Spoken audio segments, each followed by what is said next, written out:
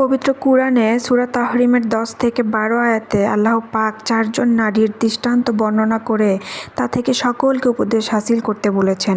প্রথম দুজন দুই নবীর পত্নী, একজন নূহ আলাইহিস সালামের স্ত্রী, অন্যজন লূত আলাইহিস সালামের স্ত্রী। এই দুইজন নারীর তাওহীদ বিষয়ে আপন আপন স্বামীর নবীর দাওয়াতে বিশ্বাস আনয়ন করেননি, বরং বাপ দাদার আমলে শিরকি আকীদা ও রীতিনীতির উপর বিশ্বাসী ছিলেন। ফলে তারা জাহান্নামের অধিবাসিনী হয়েছিলেন। তাদেরকে আল্লাহর আযাব থেকে কেউ রক্ষা করতে পারেনি। বাকি দুজন নারীর একজন বিশ্বসেরা নাস্তিক ও দাম্ভিক সম্রাট ফেরাউনের পূর্ণশীল স্ত্রী আসিয়া বিনতে মুজাহিম। তিনি মূসা আলাইহিস সালামের দাওয়াতে সাড়া দিয়ে স্বীয় ঈমান ঘোষণা করেন।